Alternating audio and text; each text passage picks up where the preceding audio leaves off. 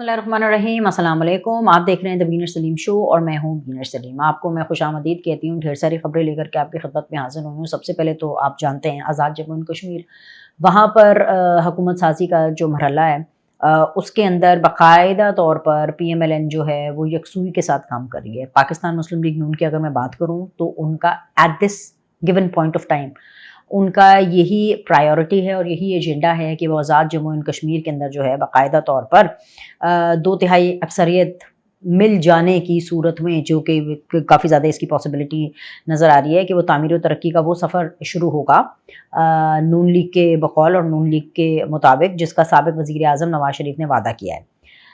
मुस्लिम league नून वहाँ पर तनहा हुकूमत बनाने जा रही है, अब तक की तो ये इतलात है, अनटिल एंड अनलेस कि इसमें कुछ अगर मगर हो जाए और फिर वो पीपल्स पार्टी को ऑन बोर्ड लेने के लिए दावत दें या मजबूर हो जाएं, क्योंकि जो नून लीग है वो हुकूमत साजी के अंदर जुटी हुई है। और अगर मैं पीपल्स पार्टी की बात करूं तो वो in today's time and age also, in today's date also, वो जो इलेक्शंस हैं उसके हवाले से धांधली की बात करिए आज। और वो ये कह रहे हैं कि जी हमें, पीपल्स पार्टी ये कह रही है कि जी हमें जो है जो हमारे रिजर्वेशंस हैं उनको एड्रेस किया जाए, उनको सुना जाए, उनको एक्नॉलेज किया जाए। और अब मुझे नहीं पता कि ये जो एड्रेस करना या एक्नॉलेज करना या इसकी एक्नॉलेजमेंट तब हो जाएगी कि अगर नून लीग उनको हुकूमत के लिए आज़ाद जम्मू एंड कश्मीर में ऑन बोर्ड आने का बोलती है तो फिर सब अच्छा हो जाएगा। अच्छा, अब इस पूरे सीन के अंदर हमने देखा कि पिछले 1 2 3 4 5 रोज से हमें बिलावल भुट्टो मंजर पे नजर नहीं आ रहे। खास तौर पे अगर मैं बात करूं 13 अगस्त की, 13 अगस्त की रात बिलावल भुट्टो वाज मिसिंग। और 13 अगस्त की रात जब मैं कहती हूँ कि बिलावल भुट्टो वाज मिसिंग तो एक बहुत ही अहम तकरीब थी, यादगार फतह पर, वहाँ पर नजर नहीं आए।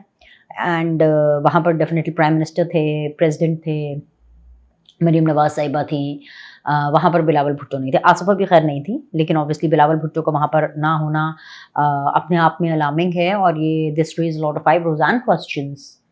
सब ठीक है ना? क्या पीपल्स पार्टी की बेंचेस में सब ठीक है? उसके बाद फिर डेफिनेटली जो सदर और प्राइम मिनिस्टर की जो मुलाकात है उसमें भी बिलावल भुट्टो नहीं थे। हमें उसमें शेर रहमान साहिबा नज़र आई, हमें उसमें मलिक अहमद खान साहब नज़र आए, which is again very very important entry of Malik Ahmad Khan sahab, because Malik Ahmad Khan is not an ordinary politician. He is that breed of politician जो कि he believes in reconciliation and he believes in बिगड़े हुए कामों को सही करना। And he is again very very among those politicians who are very very close to the establishment also. So ये सारी चीजें बहुत ज्यादा इंपॉर्टेंट है। एक तरफ तो ये, दूसरी तरफ अगर मैं पीटीआई की बात करूं तो पीटीआई का सारा फोकस, जिस तरह नून लीग का सारा focus Azad Jammu and Kashmir के ऊपर है इस टाइम पर, पीपल्स पार्टी का सारा फोकस धांधली के ऊपर है इस टाइम पर, और ये जो पाकिस्तान तहरीक इंसाफ है उनका सारा फोकस इस वक्त 27 सितंबर पर है। अब भला भाई इनसे कोई पूछे कि पाकिस्तान तहरीक इंसाफ ये क्लेम करती है कि वो दुनिया जहां की पॉपुलर तरीन जमात है, वो ये भी क्लेम करती है कि वो पाकिस्तान की पॉपुलर तरीन जमात है, और इससे भी ज्यादा जाके वो ये जो है क्लेम करती है कि खैबर पख्तूनख्वा के अंदर पाकिस्तान तहरीक इंसाफ के 100% पॉपुलैरिटी रेट है। अच्छा, अब केपीके में जाहिर सी बात है उनकी हुकूमत भी है, मान लेते हैं जी एक लम्हे के लिए कि अगर केपीके के अंदर 100% उनका पॉपुलैरिटी रेट है और बाकी पूरे पाकिस्तान के अंदर वो 90% या कुछ जगहों पे 95%, 90 से 95% पॉपुलैरिटी का पीटीआई क्लेम करती है। 100% केपीके में, 90 से 95% पूरे पाकिस्तान में। अगर केपीके को ही उठा लिया जाए और अगर वहां पर सुहेल आफरीदी साहब के बकौल और पीटीआई के बकौल इनकी पॉपुलैरिटी 100% है, तो वहां पर केपीके में जो मोबिलाइजेशन हो रही है वो क्यों हो रही है भाई, जब ऑलरेडी आपको पता है कि 27 तारीख को लोगों ने निकल आना है। क्योंकि आपकी, अगर मैं ये लॉजिक मानूं और अगर मैं आपका ये बयानिया मानूं कि जी आप तो केपीके में आपकी 100/100 है पॉपुलैरिटी, तो भाई फिर क्यों आप दरगोर हो रहे हैं एक मोबिलाइजेशन करने के लिए कि जी निकलो सबने 27 तारीख को आना है आप वही जो काम है जो मोबिलाइजेशन में लगा रहे हैं, क्योंकि आपके बकौल तो आप पॉपुलर है तो लोग तो वैसे ही आ जाएंगे, तो आप लोगों के मसाइल सुनने के अंदर वो काम लग रहे हैं। बाकी भी अगर मैं पूरे पाकिस्तान की बात करूं तो उसमें भी किस तौर पर किस तरीके से मोबिलाइज, मतलब हाथ धो करके 27 सितंबर के पीछे पड़ गए हैं कि आपने 27 को 20 लाख लोग लेकर के आने, और पता नहीं आप लोगों ने क्या कर देना है। वैसे तो खैर मुझे नहीं लगता कि जो इस वक्त पाकिस्तान तहरीक इंसाफ के हालात व वाक़यात हैं कि ये 20 लाख क्या 20,000 बंदा भी इकट्ठा नहीं कर पाएंगे फॉर दिस वेरी पर्पस। और एक बहुत ही ये फ्यूटाइल एक्टिविटी होगी। मेरा नहीं ख्याल कि इसके कुछ ज़्यादा समरात पाकिस्तान तहरीक इंसाफ को मिलेंगे, बल्कि मैं समझती हूँ कि ये पाकिस्तान तहरीक इंसाफ के लिए येट अगेन एक और ऐसी मूव होगी जो उनकी सियासत को मज़ीद कमज़ोर करेगी। क्योंकि अगर ये भी 27 सितंबर को सुहेल आफरीदी साहब भी कुछ नहीं कर पाते, वो खैर रियासत को तो बहुत सूट करेगा कि जी मुल्क में अमन होगा, सुकून होगी, शांति होगी, लेकिन कहीं ना कहीं वो रियासत को ये मैसेज भी देगा कि पाकिस्तान तहरीक इंसाफ अपना स्ट्रीट चार्म खो चुकी है। वो अपनी एहतजाज की सियासत, धरना की सियासत का वो एक मैजिक खो चुकी है कि जो उनके पास था, और hence they won't be having much of the bargaining powers. उनके पास इतनी बार्गेनिंग की ताकत ही नहीं होगी, नेगोशिएशंस की इतनी ताकत नहीं होगी।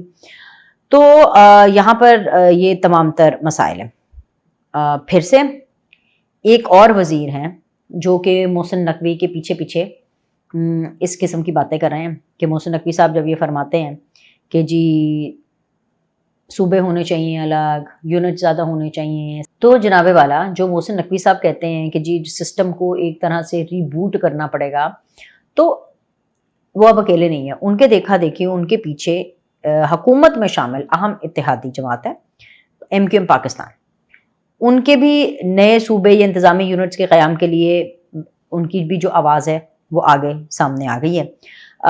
वफाकी वज़ीर सेहत मुस्तफ़ा कमाल मुल्क के 32 डिविजन्स को 32 इंतज़ामी यूनिट्स में कन्वर्ट करना चाहते हैं, और ये उनकी तजवीज़ है। और तजवीज़ देते हुए उनका ये मानना है कि उन डिविजन्स की सरहदें पहले से ही कायम है, और DPO को IG लगा दें और डिप्टी कमिश्नर को चीफ सेक्रेटरी बना दिया जाए। मतलब कि सारी जो पावर्स हैं वो इन यूनिट्स और इन सूबों के चक्कर में ये ब्यूरोक्रेसी को देना चाहते हैं। अगर इनकी मान के चलें, ये इनकी एक तजवीज़ है, कुछ हतमी तो नहीं है, इनकी ये तजवीज़ है। और वो ये तजवीज़ इसलिए दे रहे हैं मुस्तफ़ा कमाल साहब कि उनको लगता है कि इस तरह करने से सरकार पर पैसों का बोझ कम पड़ेगा। लेकिन इस किस्म का सिस्टम बाबुओं के हैंड ओवर करना, दिस इज़ लाइक,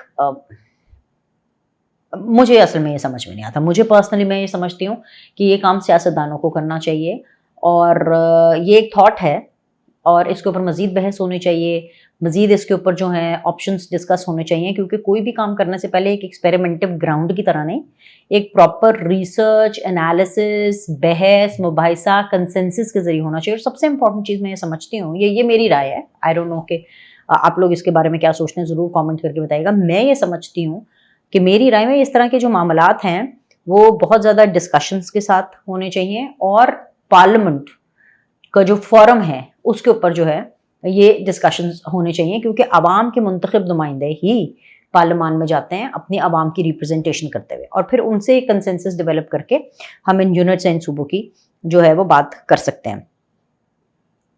क्या पाकिस्तान में नए इंतजामी यूनिट्स होने चाहिए, इस हवाले से अब एक डिबेट का भी आगाज हो गया हुआ है। SDPI एक इदारा है, उन्होंने बाकायदा तौर पर एक मुबाहिसे का इनेकाद किया जिसमें मुख्तलिफ इंटेलेक्चुअल्स, मुख्तलिफ तबक़ा फ़िक्र से जो लोग थे वो आए थे, और उन्होंने इसके बारे में ये कहा कि जो शुरुका है उनकी ये राय थी कि वो तकसीम नहीं करना चाहते। This is not about creating a divide. ये जो यूनिट्स का वो कह रहे हैं, सूबों का कह लीजिए, ये बेसिकली इसलिए ताकि अवाम के पास उनकी पावर आए, अवाम को जो है वो वसाइल मिले, अवाम की वेलफेयर के काम के लिए जो है ये होना चाहिए।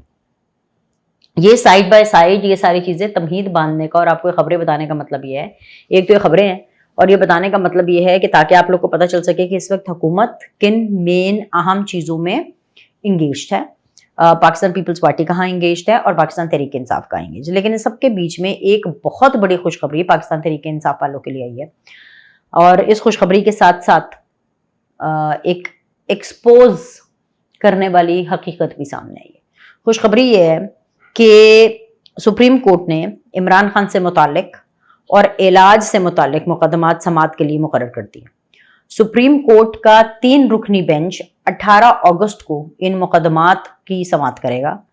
सुप्रिंटेंडेंट अडियाला जेल ने इमरान खान की सेहत और मुलाकातों से मुतालिक रिपोर्ट सुप्रीम कोर्ट में जमा करा दी है, जिसमें लिखा है कि जेल में होने वाली मुलाकातों के जरिए अदलिया, खारजा पॉलिसी और जी कानून नाफिज करने वाले इदारों के खिलाफ अवामी जज्बात उभारे जाते हैं। अब मुझे ये नहीं पता कि ये जो रीज़न है ये सुप्रीम कोर्ट मानेगा, या ये जो रीज़न है कि मुलाकातें ना कराने की ये जस्टिफिकेशन कि जी एक नेगेटिव नैरेटिव, एक हेट्रेट का नैरेटिव बाहर जाता है, वो सुप्रीम कोर्ट किस हद तक कबूल करती है। मेरी नज़र में अगेन अगर सुप्रीम कोर्ट इनकी बातें सुने, अलीमा खान की गुफ्तगू सुने जो वो भाई से मुलाकात करने के बाद आती हैं, इनके सोशल मीडिया अकाउंट्स देखें, तो मैं समझती हूँ कि जो अदलिया है वो भी एक बहुत अहम सतून है। सुप्रीम कोर्ट भी एक बहुत अहम इंस्टीट्यूशन, एक बहुत अहम सतून है पाकिस्तान का, और उसको उसके लिए भी और हर हर हर डिपार्टमेंट, चाहे वो जर्नलिज्म हो, चाहे वो पॉलिटिक्स हो, चाहे वो अदलिया हो, चाहे वो ब्यूरोक्रेसी हो, एवरीथिंग, उन सब के लिए पाकिस्तान का तहफ़्फ़ुज़, मुल्क का जो इमेज है और जो तहफ़्फ़ुज़ है वो सबसे ज़्यादा मोहतरम होता है, सबसे ज़्यादा कीमती होता है, और मेरे ख्याल से होना भी चाहिए। अगर उस पैराए में सुप्रीम कोर्ट ये देखती है सारी चीज़ें, तो मेरा नहीं ख्याल कि सुप्रीम कोर्ट रत्ती भर भी कोई इसके ऊपर एक डिफरेंट ओपिनियन देगी जो कि मैं या आप एक्सपेक्ट नहीं कर रहे। लेकिन when it comes to the legal matters, it depends कि अपनी लीगल फाइट पीटीआई की टीम किस तरह से लड़ती है, और वहां पर एक नतीजा लीगली अगर देखा जाए तो maybe they are lucky enough to get single मुलाकात और something like that with the interference of supreme court. मगर जो असल चीज जिसने एक्सपोज कर दिया कासिम और सुलेमान का बयानिया भी कि हाय हमारे बाप को कह दे तन्हाई में रखो, और पता नहीं कितने बुरे तरीके से, और पाकिस्तान तहरीक इंसाफ के उन लोगों का बयानिया भी जो ये कहते हैं कि नहीं जी ये खान तो अंधा है या काना हो गया या व्हाट्सएवर। अडियाला जेल हुकाम का कहना है कि इमरान खान और उनकी अहलिया की हर मंगल को बाकायदगी से मुलाकात करा दी जाती है। मेडिकल ऑफिसर्स दिन में 3 मरतबा जो मेडिकल ऑफिसर्स हैं वो इमरान खान के खाने पीने की जांच करते हैं, तो भाई किसी ने कुछ मिला तो नहीं दिया, कुछ गलत खाना तो नहीं दे दिया, मतलब पूरा फुल प्रोटोकॉल है। और जी तिब्बी मुआयना भी करते हैं दिन में 3 दफा। इसके अलावा मुतादिद सरकारी मौलजीन भी उनका मुआयना कर चुके हैं, जिसका रिकॉर्ड मौजूद है। अगर इमरान खान का अच्छी तरह से ख्याल रखा जा रहा है तो मुझे तो समझ नहीं आ रही है कि पाकिस्तान तहरीक इंसाफ को क्या टेंशन है। मैं समझती हूँ कि पाकिस्तान तहरीक इंसाफ से और उनके अपने लोगों से कहीं ज्यादा इमरान खान का ख्याल पाकिस्तान की हुकूमत ने रखा है, रियासत पाकिस्तान ने रखा है। आप मुझे बताएं कि जब से इमरान खान जेल में गए हैं, क्या उनके किसी ने पीछे हाथ उठा के उनके लिए कोई दुआ की है कि यार जी साडा लीडर बाहर आ जाए, कोई एफर्ट पुट की? मतलब कि मैं बार बार आप लोग को बताऊंगी कि जो सलमान अकरम राजा साहब है, जो पार्टी के सेक्रेटरी जनरल हैं, वो सीधी तरह से ये बात करते हैं कि जो पार्लियामेंटेरियंस हैं वो इमरान खान के लिए बाहर नहीं आना चाहते, जो अवाम है वो इमरान खान के लिए बाहर नहीं आना चाहती। तो अगर वो बंदा कह रहा है, ये कोई बीनर सलीम नहीं कह रही, कोई एंकर नहीं कह रहा, ये वो उन्हीं की पार्टी का अपना ही बंदा कह रहा है, तो अगर वो ये बातें कर रहा है तो इसमें कुछ तो सच्चाई होगी। तो अगर इन बातों को सच माना जाए कि जी जो सलमान अकरम राजा कह रहे हैं, तो इसका मतलब है कि इनकी अपनी जो पार्टी है वो तो कुछ नहीं करना चाहती इमरान खान के लिए, और ना उन्होंने अभी तक कुछ किया है।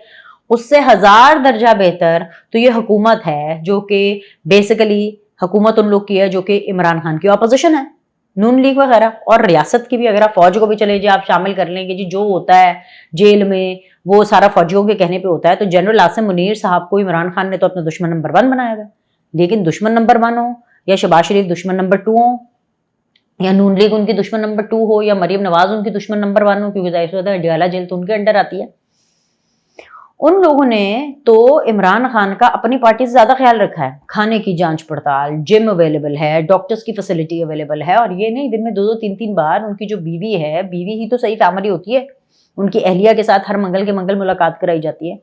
तो भाई और की चाहिए? बस इन लोग का मसला ये है कि जी बस रोना है, पिटना है, और वो वाली सूरत हाल है जी, आटा गूंदी हिल्दी क्यों है कि अगर हुकूमत इनको सब कुछ दे रही है, इमरान खान का ख्याल रखा जा रहा है, तो फिर समझ नहीं आ रही कि इशू क्या है। अभी के लिए इतना ही। लाइक करें, सब्सक्राइब करें। आपसे अगली वीडियो में मुलाकात करें।